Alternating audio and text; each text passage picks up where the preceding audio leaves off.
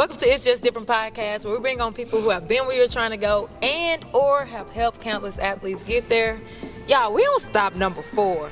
I got Cedar Hill High School with me. I have... Yes, y'all been asking, and we got it. The online store is available. We got sweatshirts, we got t-shirts, we got tights, we got shorts, we got headbands. We got it all. Make sure you check out the online store at itsjustdifferentapparel.com and use code podcast to get 10% off. OG Coach Smith. We got to go with OG over here. Coach Smith. Another Coach Smith over here. All the way over there, we got Coach McBay and Coach Frazier, led by Coach Collins. And we got these Cedar Hill Lady Longhorns behind me. We had to watch what they was going to do. I didn't know what they was going to do. Coach Collins, we like to start this podcast off with what is different.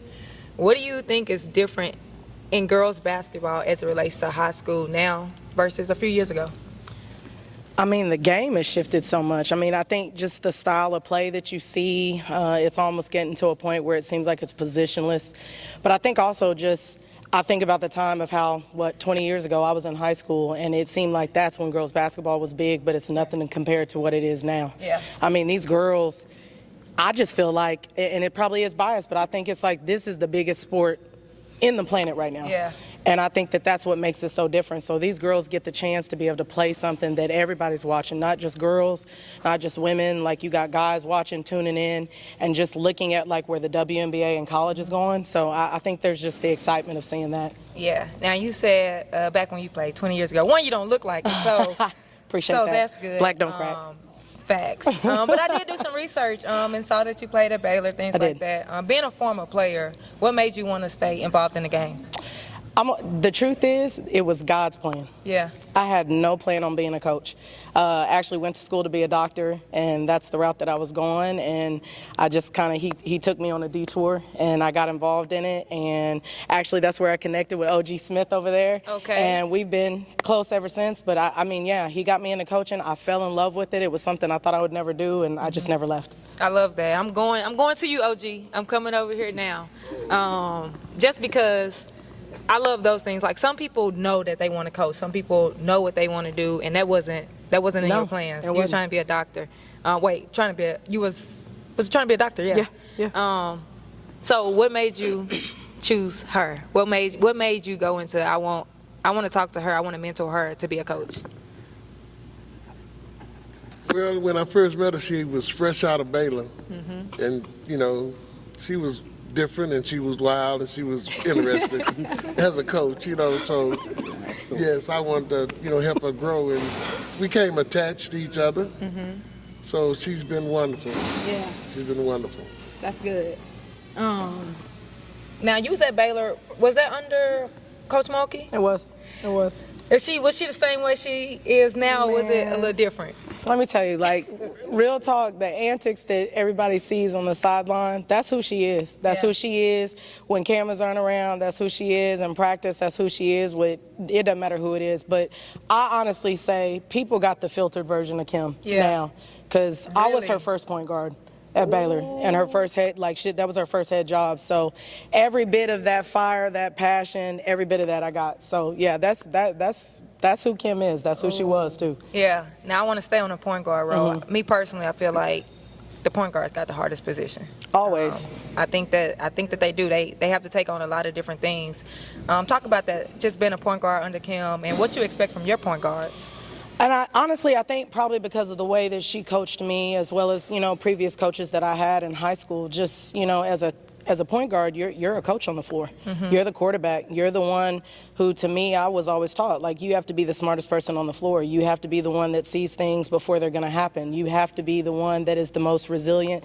You have to be the one that's the most level-headed. So I just always try to instill that in our point guards. And I always tell them, like, y'all don't get to make the same mistakes as other people, because your mistakes cost us more than what a big man might cost us. So just trying to make sure that we understand that, they understand the importance of what that is. You're a coach, so I can't drop the ball as the head coach, so neither can you. Yep, no, that's good. Now, being at Baylor, you didn't win like championship or nothing like that at Baylor, right? I think I saw I didn't. They won 2 years after I 2 years graduated, so after. we helped lay that foundation. Yeah. That is my question. Yes, That is so yes. good you said that. That is my question. I feel like, so I played at Duncanville High School, and I always get the question of like, did you win state? And I'm like, no, they won after I left. Literally 2 years after I left, they won the next 3 years. But I like to say that I feel like we laid the foundation. Yeah, for sure. You know, I think that if we didn't do what we did, Duncanville probably wouldn't have done what they did. And same thing at Texas. When I got there, Coach Aston was first-year coach, and we had to go through our bumps and our road in the road of it. But after that, they got to the Elite Eight. They got to do some amazing things. Can you talk about just the foundation of that and the importance of laying a foundation? I mean, I guess that's just the process of life, you know, the journey of life. You can't get to the destination without going through the process, and obviously that process has to start with the foundation. So I just look at it like that could have never happened at Baylor had people not bought into the system, the culture that Coach Mulkey was trying to bring there. She came in my junior year, and Baylor was actually coming off of one of the worst seasons they had ever had. And I mean, literally, we went from, I'm not proud of this, but we went from 7-20 my sophomore year to 21-7, which is unheard of in basketball on that level. And a big part of that was because we had the right players. I think we had the right coaching staff, but they bought into what she was asking us to do. And so every single year just got better, and within 5 years a national championship was won. And I think they said that's also something that you don't really see too often, of a head coach taking over at a Division I level and doing that. So I mean, it can't happen. It just can't happen. And that's something that I try to get our kids that have been here at Cedar Hill, because we've hung some white banners. For us, what that means is we've been to state, but we've never hung a black banner in our gym, and that's what the goal is here. And so we've had kids who have come in and have laid that foundation, so it's just a matter of time before that happens. No, that's good. And I want to go into your journey. You've been at a lot of different schools. I've seen Dunbar, Capel, some. It was actually an assistant here first. Can you talk about your journey just a little bit? Oh, man. I mean, first off, I can't believe this is going on, I believe, year 20. I can't believe I've been coaching that long. But I started at Dunbar, to make it quick. And, man, I think that experience was what kind of gave me a taste for what I've always wanted as a coach. Literally, going to state was just what we did. You went to state, you won state. And it was like that for 3 years in a row. Like, who were some players on Brooklyn Pope. I was just going to say, so Brooklyn, LaShondra Hill. Wait, so did you coach against? I probably did. I probably did. Brooke is a year or 2 years older than me. Yeah, so big baby Brooke, boy, I tell you, like, so, I mean, we had some great players, and we went in, and at that point, I think Dunbar was 4A, but we're beating everybody. Yeah. Because we had a lot of talent. We had a really solid staff as well, but just those kids had really bought into what Coach Robinson was trying to do there. And so we literally every single year are going to state. Every single year going to state. And so that was just an expectation for me as a coach. Like, this is what we do. Anything less than that is unacceptable. Yeah. So from there, I go to Summit for a year. I'm also under a really well-known, very successful coach. We go to the regional finals, and actually the year after I leave, they win state at Summit.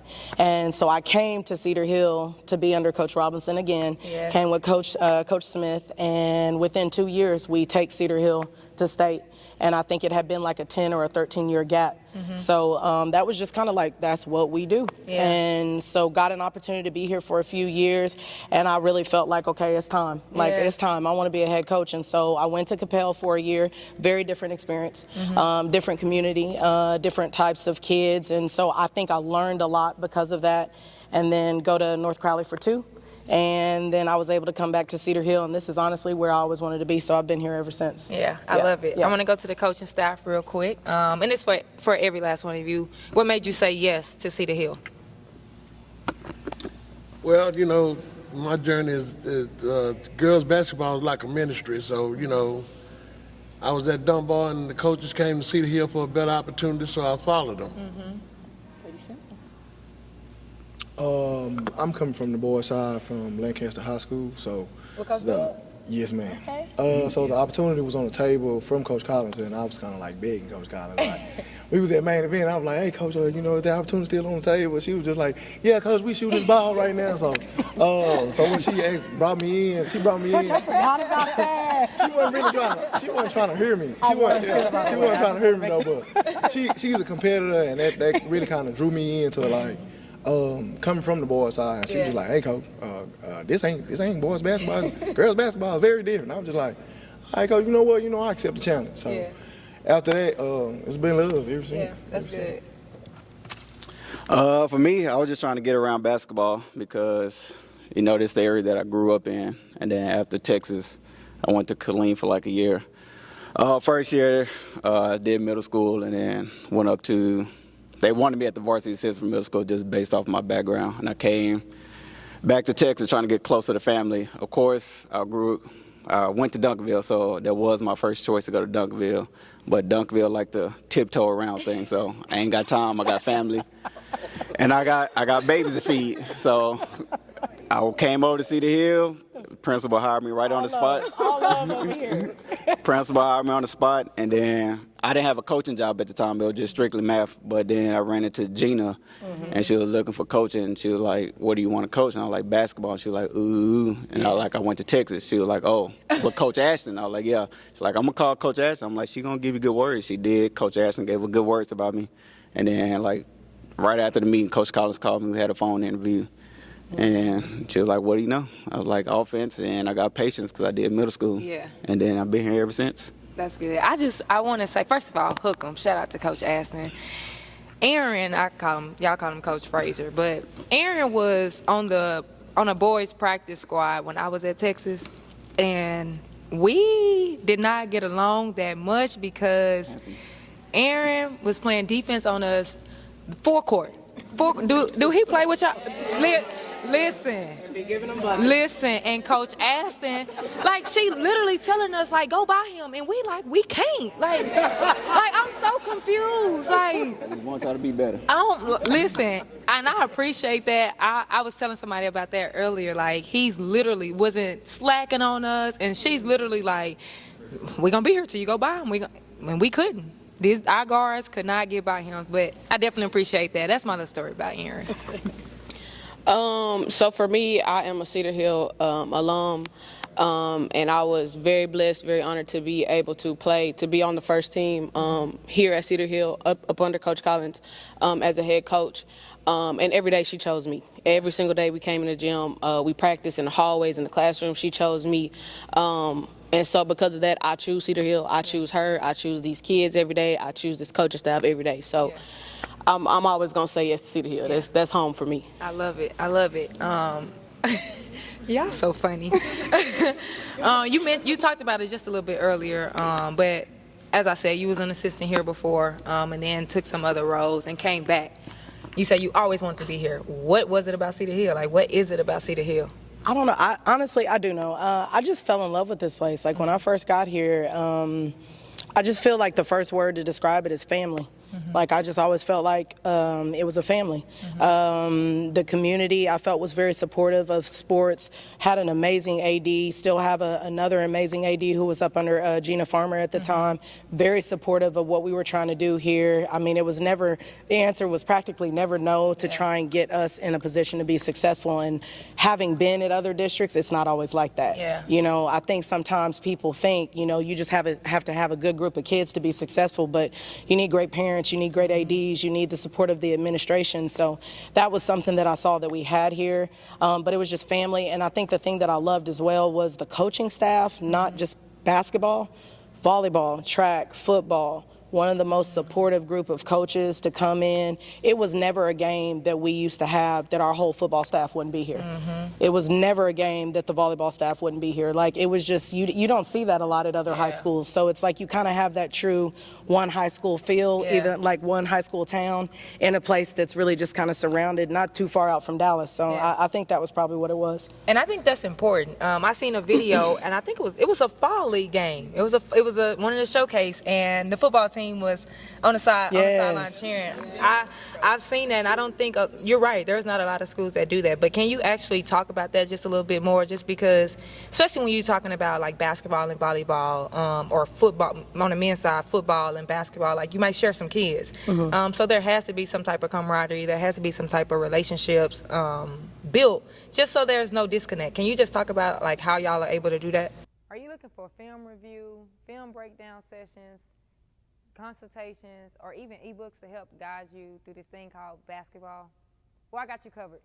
Make sure you visit AshleyAnnRoberts.com for all your basketball needs. I mean, I'm not going to lie to you. That's hard. It's always hard to share kids, and that's something you typically don't see at a bigger school. Yeah.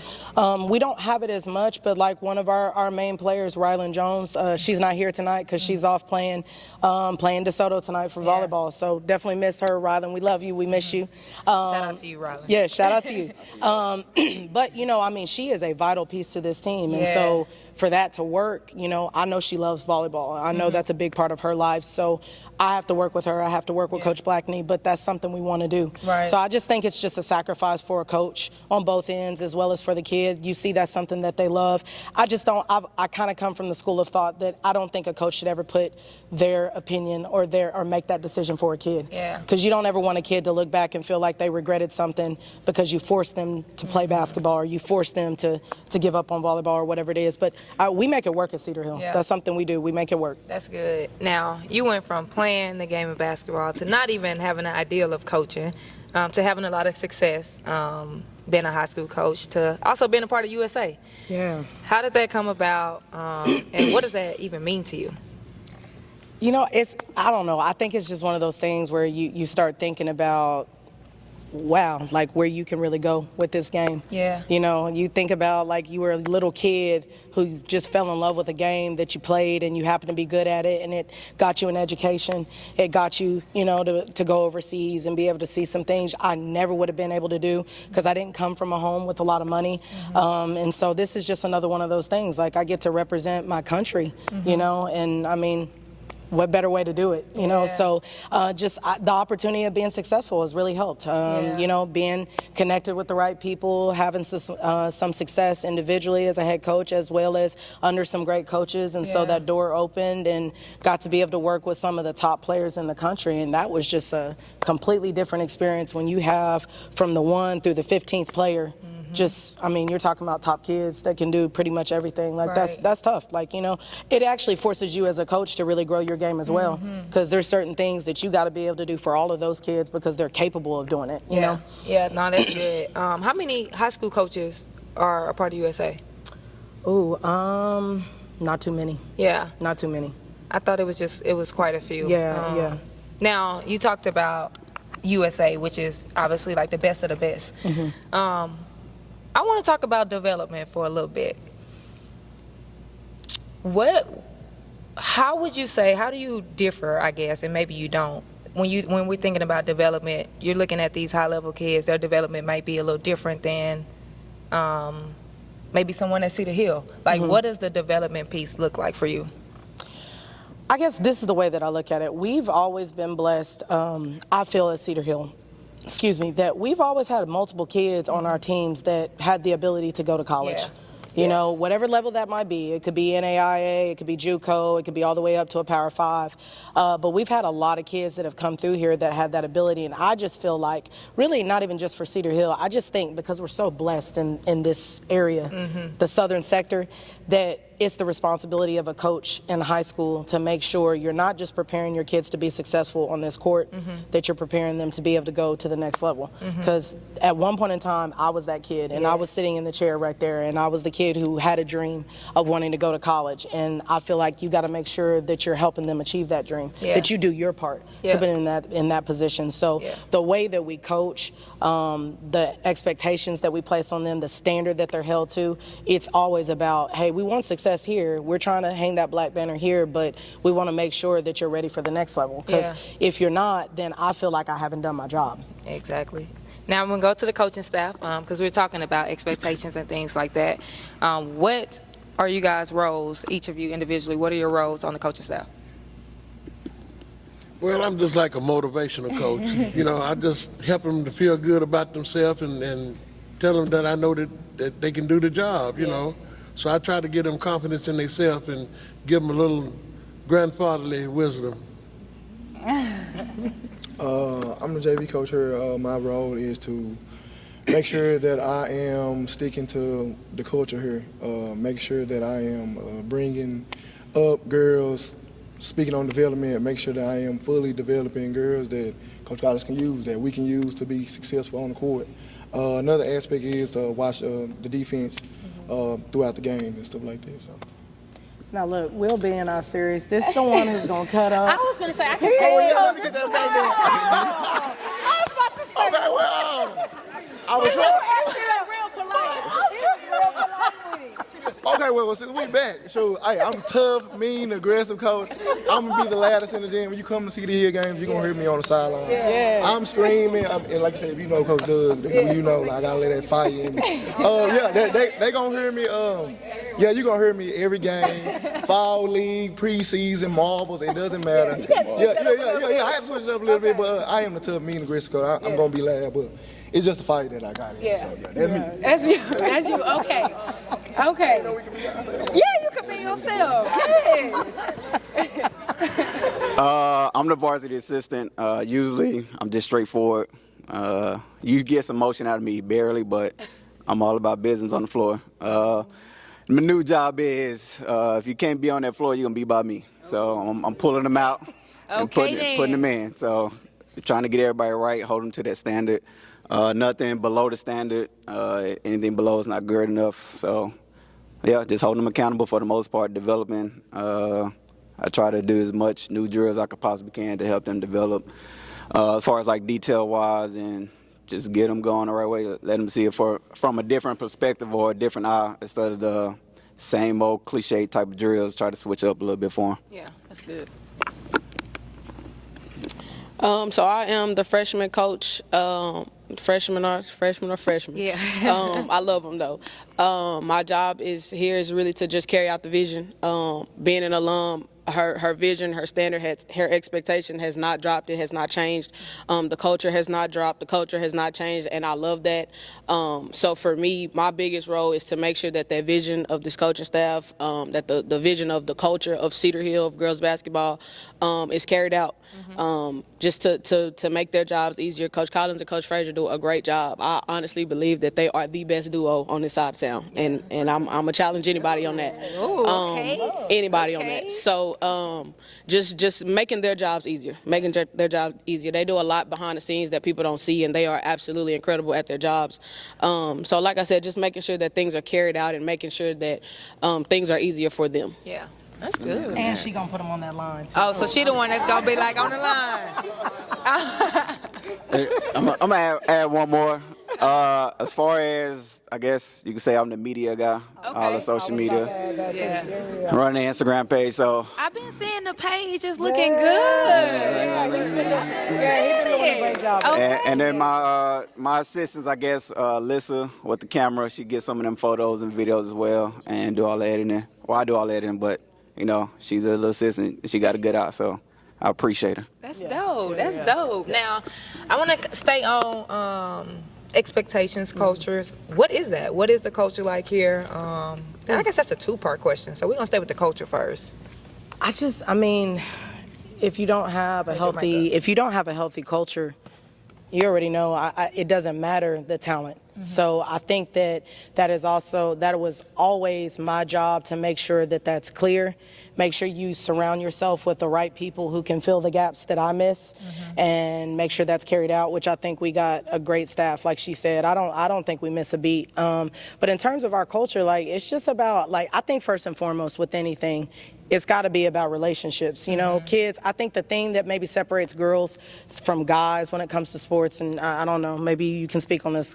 I just think when you get girls that know that you believe in them and they know that you love them and that you care about them, you can coach them hard. Yes. And I think these girls would agree. I coach them extremely hard on the floor. We get after them pretty hard. But when we're off the floor, it's a completely different story. Yeah. And I think they'll run through a brick wall for us. I really do. I think we pull out the most, and so just the standard we hold them to in terms of being consistent with their work ethic. But I just think it's not just about what's on the floor. I think sometimes it's easy, especially in this area of Dallas, that you can get so fixated on winning. But we got to make sure we're developing the whole person. And I think that that's also a part of what our culture is and maybe what makes us different. Like, are we doing our job to put them in a position to be successful in the classroom? Are we holding them to that when they know they can? And not just allowing them just to slide by, just to pass? Are we doing our job to make sure we're holding them accountable for how they're holding themselves, how they're carrying themselves in the hallways, out in the community, how they talk to people, how they interact with people? Because I just think that that's one of the challenges of, when you're teaching and coaching young black females, making sure you're putting them out in the world that they can be successful, because there's going to be challenges that they experience that we already know that other people don't go through. And so I just think that that's a big part of our culture. It's not just about what are you doing with the ball, what can you do with the ball on the floor, like, who are you? What kind of young woman are you? Like, what do people think about you and say about you when you're not around? How do you carry yourself? And so just making sure that we're doing that, basically developing the whole person. Yeah, that's good. Now, you talked earlier, we were talking about development. You talked about making sure the athletes are prepared for the next level. I think being able to do that and having a great culture is also what brings college coaches to this gym. Definitely. I've seen the social media. I've seen the social media of just different schools that have been in this gym. What keeps these coaches in the Cedar Hill gym and recruiting Cedar Hill players? I mean, the obvious. You got players, you got girls with talent, they want to get in here. But I think what you said, like, at the end of the day, coaches know what kind of kid they're going to get that comes out of Cedar Hill. It's never going to be a kid that hasn't gone through a true weight program that's similar to something that's being ran in college. It's not going to be a kid that's not being challenged on the floor to the point where almost like you probably want to quit. You know what I'm saying? And then you don't. Because I already know, you already know this, we know those of us who have played in college, you get to that point. What y'all bet they're talking about? You get to that point. Like, the challenges you have to go through physically, mentally, emotionally in college, but you got to fight through that. And so I think that knowing that kids have been practiced, they've been practiced hard, they're held to a high standard, we don't, I just feel like we don't let up. I think that's probably the biggest thing, is that we don't let up, and I think that they know the product that they're going to get here is going to be a kid who also is demanded to play both sides of the ball. I've seen a lot of coaches, you got kids who are talented and they can put up 20, 25 a night, but they're not demanded to play on the other end, and those kids go off to college and then they got to sit. Because that's not going to work in college. That's definitely not going to work at a high level. And so trying to make sure our kids understand, you can only go as high as what you can guard. You can't guard a Division I guard. You're not going to be a Division I guard. So we're real big on defense. I think that's also a thing that everybody knows that Cedar Hill is about. We're aggressive. We're scrappy. We might foul a lot. We're working on that. You know what I'm saying? But we're going to get after it. And so coaches know that those are kids that you can bring in that are going to be program kids, that are going to be kids that are going to be able to be coached hard and that are going to make it through. You know? No, that's good. Speaking of, obviously, we're in preseason right now. I think it starts now. You're chasing a championship that starts now. What does preseason look like for y'all? For us, I'm going to be honest, for us, it started in off season. And that's what we tell them. You're right. And that's what we tell them. Right when that season's over. And our off season, I think the thing that separates Cedar Hill from everybody is our what? Boot camp. Our boot camp. See, they already know. Can we talk about the boot camp? Yeah. We're going to talk about the boot camp. Do you want to hear from them? Yeah, who gonna tell me about the boot camp? Who wants to tell them? I'm gonna tell them about the boot camp. Donald, stand up. Stand up. Oh yeah. Raise the finger. Our boot camp is very hard and strict. Like, if you try to put your hair up, it's a mark. If you can't, if you breathe the wrong way, they're gonna be like, mark. Like, it's just very strict, but I feel like it prepares us though. It's for us to be disciplined. Oh Lord, here they go. Basically, in boot camp, it's basically like you in the army. You can't do anything until she tell you to do something. You have to remember when you're tired. You can't and if you don't, you just start all the way over. And you have 4 levels to get through in one day, or you're not getting out. We did it for over a month. I do not recommend, but it's good for you. I'm not gonna lie. It helps you build team bonding, and And now you can learn how to be committed to each other and learn like, oh, she tired too. Like we all be tired, but we all can fight for each other. So, yeah. Shout out to boot camp.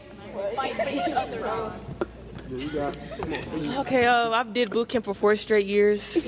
Boot camp is like she said, like you're in the Army. It's very strict. Like you can't even bend over. It's a mark. You're breathing too heavy. Y'all obviously tired, so we need to get back in shape, and we're gonna get back on the line. It's a whole bunch of defense, whole bunch of defense positions, 4 quarters. I hate 4 quarters. I never want to recommend 4 quarters. The kickouts are killing me. What else? You got attention position, you got Longhorn position, and you got you on that line before that buzzer go off. And if you don't, then we might as well just die. Just die.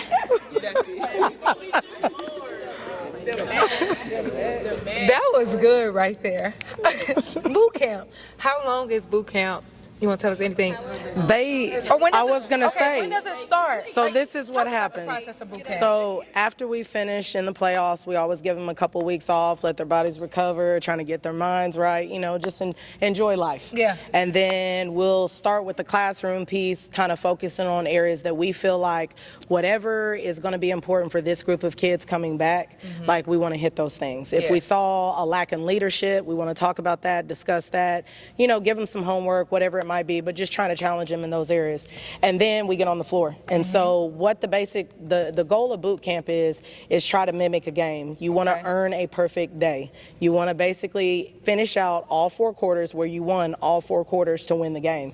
And so, like they said, it's pretty much you can get a mark for anything. And the main reason, it's not just because we're just tripping on them, just trying to teach them discipline, trying to teach them accountability. There's been plenty of times that one person in particular kept us from getting out of boot camp. No names. I'm not even going to look back.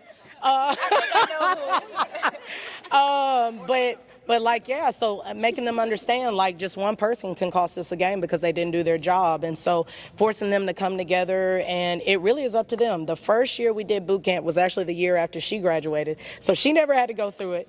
But the first year we did it, they were actually in it for 3 months.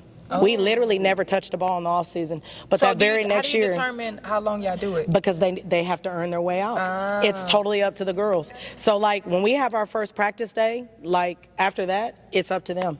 They could get out as soon as one day. They could be in there as long as 3 months. And so how do you get out? Pretty much they got to earn their perfect day where they have to basically be under a certain number of marks. And they never know what the number is. But it's very, very low. It's not very high. Yeah. It's definitely not double digits. How can we get back in? If they come out here and they start tripping out and just, we want to act fool, we don't want to do what we need to do, so let's go ahead. And we've done that before. Yeah. I've had a group that they went back in twice. We had a group that we started out the year in boot camp because they never made it out. So they had to start out the year, and so it's been crazy. But I think that's the thing that's always paid off for us is like why I feel like we're so resilient, like why we're so scrappy. Like I don't think any coach or any team that's ever played against Cedar Hill could ever just say, oh, they just gave up, they just quit. May not have won the game, unfortunately, but it's never been that, and I think that's a big part of why. Did you know that I got 2 books? One called The Little Girl with Big Dreams, about an ambitious little girl who overcomes every no to say yes to her dream. And another called Changing Lanes, using sports as a vehicle to drive success on and off the court. If you're looking for a good book to read, make sure you check both of them out at ashleyannroberts.com. That's good. Now, what made you come up with, or where did you even get the boot camp from? So this is the thing. I got it from our football coach, Joey McGuire, who's now the head coach at Texas Tech. So he was here, and obviously our football team had been great. State championship after state championship, and I just kind of sat down with him one day, and I was just asking him, like, what do you feel like kind of set y'all apart? You're going against a lot of competitive teams, but consistently winning big. And he was like, I just feel like it's our boot camp. So I asked him, can I come in? Can I sit? Can I observe? And I did that for like a week straight. And then I was like, do you mind if I take some things and tweak it and kind of make it our own? And I did from there. Yeah. I love it. I'm going to move to the staff real quick. All or one, doesn't matter, can answer. But what biggest piece of advice would you give to an assistant coach? That's a great question. Just know your role, that you're an assistant because I know it's kind of hard taking leadership from another adult. But you got to remember that you signed up to be assistant, especially if you aspire to be a head coach, and you may not like some things that the head coach that you're under is doing. So it could be just remember you're the assistant, take notes, and move forward. That's good. Yeah, that is. Yeah, like Coach said, know your role and just making the head coach job easier. I feel like the easier their job is, the more the girls are buying into what she's trying to lay out, though, as far as like foundation and culture and things like that. Just staying on track with whatever the head coach's vision is. I feel like that's what staying on the same page. I want to stay with that real quick. That's a good answer. What are some things that make the head coach job easier? Being proactive, doing things before she asks you to do it or he asks you to do it. Like I said, staying ready, knowing that the work is necessary. It's necessary for being proactive as far as practice. It's necessary for having the girls or having the boys, whatever the case may be, as far as being an assistant. Yeah. Being, like I said, just being proactive, man, just being there before they even ask you to do it. Yeah. So that always helps them, give them a sense of relief of knowing that, okay, you're thinking before they think. Yeah. So that's what I say. OG, you got something? No.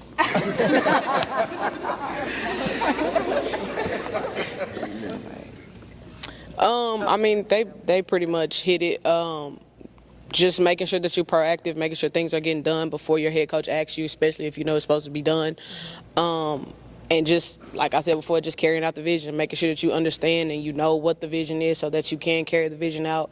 Making sure that you're always on the same page because kids are kids and they will get away with what you allow them to get away with. That's a fact. And if coach say we can't do this, they're going to go down the line until somebody say yes. So making sure that you're consistent with the standard and the expectation as a staff. Y'all made some good answers. And then I want to add, maybe because just me, but also in a respectful way, like challenge your head coach, keep them on their toes so they can stay sharp and iron sharpens armor.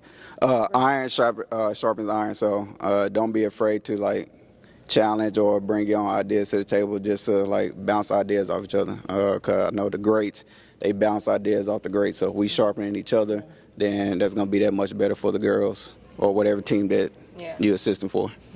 I love it. That was awesome, good answers. Can I respond to that? Ultimately, our coach don't play, so Yeah. you know. She don't play that. Like, so let me go get that. Be for real. Just being under certain head coaches. Like one thing that I like and that I'm taking from, because I was at Molina and I was at Lancaster for a minute. But the biggest thing that I take from Coach Collins is like the timely matter. It kind of keeps you in line as far as like. Being ready, staying ready so you don't have to get ready. So that time aspect as far as being an assistant coach, it always helps you, so prepare. Yeah. So you already be ready. Yeah. So, That's good. Yeah, and I just wanted to say, like, they do a great job at that. They really do. Like, I've been fortunate enough that I've been on a lot of different staffs, either as the assistant or as the head coach, and sometimes the ball is dropped, you know, in different positions. But I do think that we do a great job of bouncing ideas off of each other. He does a great job of challenging me, and I definitely want to give that to him, just kind of always making me stay on my toes. But they do a great job of just covering, like I said, those gaps, because no matter how good I think a head coach is, you can't cover everything. You can't see everything. You can't do everything, and you have to be willing to make sure you got the right group of people in to be able to do that. And I've always said the best team in a program should never be the varsity. It should be the staff. 100%. And a lot of people focus on, oh, it's the varsity. No, it should be the staff, because I feel like a staff can cost a team. If you don't have the right group of people around your kids, you don't have them doing the right things, putting them in the right positions to where their strengths are being seen, just like we do for kids, then you can drop the ball on that. And I think we've done a solid job here. Yeah, I like that. I'm going to go back to Coach real quick. Actually, I'm going to stay. I'm going to stay because you just said something about strengths. What are each other's strengths on your staff?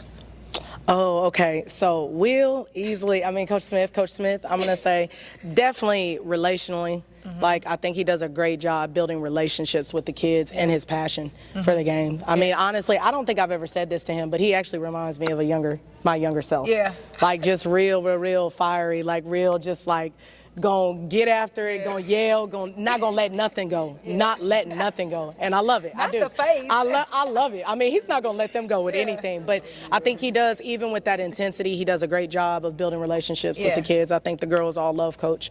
Mr. Smith, like, he's like the grandfather to the group. So I would say the same thing. Like, I just think he does a great job of coming behind the scenes.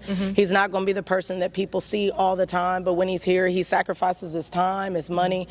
He's not officially on staff. This is a man who volunteers himself, like, Shout out and has to been you. here for, we've been together for like 20 years. So I just think that says a lot about him as a person, because he loves kids. He loves me. Yeah. He loves the game of basketball. He loves to give back, and so I think he does a great job of just doing that, making sure these girls know that they're loved, know that they're seen, and tries to encourage them. Aaron, I would say, Coach Frazier, I would say definitely skill development. I think he does a great job of that. Like, I don't think people even know how good of a basketball player this actually is sitting next to me. Know. You kind of threw it. You kind of threw at it. The babies know. I'm telling you, like, he's got that strap. He can shoot. I mean, explosive first step, but I think he has a really good eye for the game, and I think he's done a great job really trying to develop the girls, like, individually, their skills. And that kind of goes back to what I was saying. I think when he first got on staff as the assistant, I might have had you over offense or defense. I don't remember, but I felt like I saw, just paying attention, like, you need to put him specifically over that because that's his strengths. And he does a great job, as well as social media. Doing a great job, because I don't want no parts of it at all. And I think the thing about Adri that she brings, excuse me, Coach McBay, my bad, that she brings, like I said before, well, like she said before, she's an alum. So I think she has a very, very, very unique perspective that no other coach has, because she played here. She played on this floor. She ran on this floor. She had to hear my mouth. Like, you gave blood, sweat, and tears. And so because of that, there's a unique perspective of how she approaches things, what she demands for the girls. I think there's really a true protection. She spoke about this a lot, just a vision that she wants to protect because of what she wants to see, the success here, as well as, like, I think her relationships, she develops those, but very different than Will. He cuts up a lot, and I think she does, but it's in a different way. It's in a different way. It's in a different way. And I do know that the girls go to her a lot, obviously being a female coach. They feel comfortable with her and talking to her. And you got to have that, because at the end of the day, when you become the head coach, a lot of times kids don't necessarily always come to you about certain things. You know, I remember that. Like, it's very different when you've been on the side of being an assistant, and then when you become the head coach, the approach that you get, and sometimes what they're willing to give you versus having to pull it out of them. You know? That's good. That's real good. Coach, I'm going to go back to you real quick. One, I'm going to appreciate you. I love the males too, of course. But I always love when I see a female in the game, because at the end of the day, there's not a lot of women coaching. You can be doing a lot of other things. I asked you earlier what made you say yes to Cedar Hill, but what made you say yes to getting into coaching? I actually kind of a lot like Coach. I didn't want to be a coach. My passion was to earn a PhD in psychology. I wanted to be a psychiatrist, went to school for that, started my master's degree, didn't finish because I just wanted to be around kids. I started at the Boys and Girls Club a few years ago, really good paying job. I was kind of the director over there for a minute, and I was over the teenagers. And I just felt like my passion and my calling was to be able to lead and guide teenagers. I have always easily been able to build relationships with teenagers, and I think that is something that God has given me. I do not take any credit for that. And I love basketball, so I just figured, hey, put it together. And I wanted to be back with my coach. This is my coach. She has always been my coach, will always be my coach. And I feel like she is a great leader. And so I worked my way all the way back up to Cedar Hill, and now I'm just following her lead. And now my aspiration is absolutely to be a head coach at some point. So that's so dope. Look. Look at that. I love it. No, I love it. That's funny. What you say? Be cutting. Did that get you a little teary-eyed? No. It's okay. Y'all is really funny.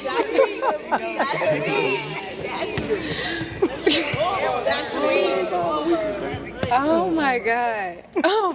Y'all funny. Okay. I want to go into the parents a little bit, or just management in general. You talked about culture. We talked about it all in a sense.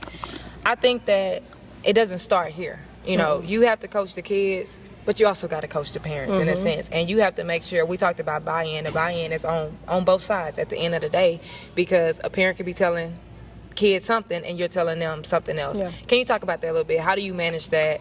And what advice would you give to other coaches managing that? Always be your authentic self. Like, don't try to be something that you're not when it comes to being with, you know, how you deal with parents. But I'm a person, I'm a straight shooter. Everybody knows that. So I just try to be honest with our parents about, like, what the expectations are, what we need from them, the support we need. Like, when we have our parent meeting, we actually have that tomorrow. You know, that's one of the things that we talk about. We can't do it without the parents. You can have a great group of kids, but if parents get in the way and want to be the coach and not the parent, it starts to become a problem, you know. So you need parents that are going to buy in and support you. And of course, like, I think it's our responsibility to make sure we're providing the environment, providing a program that gives a good product, because, you know, at the end of the day, why would I send my kid here if they're not doing what they need to do? So I think we've done that, and so just making sure that parents feel safe enough to bring their kids here and know that their kids are going to develop not just as basketball players but as people. But how we manage that is just, I think, staying in communication. I think that the mistake that you can make as a coach is kind of separating yourself and it always only being a two-way street between you and the kids. And I've seen that happen with coaches. Like, they don't want to really deal with parents. They don't want to talk to parents because they feel like they can sometimes be the problem. But even if they are, you got to, and you need to. So you have to make sure that you have that direct line of communication where it's not, I'm always just having that conversation with the kid. And I mean, I definitely learned that as I got older. I don't think as a first-year head coach I was doing that. Sometimes you'll ask a kid something, but then, you know what, let me go follow up with mom and be like, boom, boom, boom, and I have to do that. And sometimes you catch them in lies. Which is good, and sometimes you catch them not being completely honest. But sometimes, you know what I'm saying, you see that you're in line with them. But the thing that I always say to parents is, you can always tell what parents are supportive of you based off of the way the kids respond to you, especially 100%. When you coach them the hardest. And when you have kids that can let you do that and they will bounce back and come back, they're going to be mad for a little bit, but they'll bounce back and come back. You know, you got a group of parents that they're not beating you down at home, you know, and they're supporting you. And I will say this, I am very blessed to have a really group of great parents. These kids have some really great parents, and I'm very thankful for them. And I think that that's a really big part of, like, why I know we'll have some success, not some success, why we'll have success this year. Speaking of success, you have 6 returners. I would like to probably say a pretty mature group. How would that play into? Depends on the area. Depends on the area. Maybe mature in years here. Let me say that. Mature in the years. No, they are. How would that play into chasing a championship this year? Man, I'm going to tell you something. Like, it's nothing like experience. And I think as adults we know that. Like, you can be told something, you can go to a job, but when you've had the experience of something, then you have the vision of where you're trying to go with it. When you've never gone through something, I mean, it's the unknown, you know? And so because of that, I just think we've got a really good group of kids at all positions. I think that's also what's important. You know, a point guard, shooting guards, forwards that have had either 2 or 3 years of varsity level experience, that have been in the trenches, that have seen the ups and the downs of a season, the highs and the lows of a season, that have seen, you know, success and not being successful. And so because of that, I think that that's going to carry us a long way. And like I said, they also are a group that they get along with each other. I think they're for each other. And then we also have a group of parents that are for each other and for these for us. So I think that that's what's really going to play into the success for us this year. Yeah, that's good. Now the motto is Trailblazers. Trailblazers. Yes. What does that mean? Okay, so like the definition of that is like literally a person who's like done a first.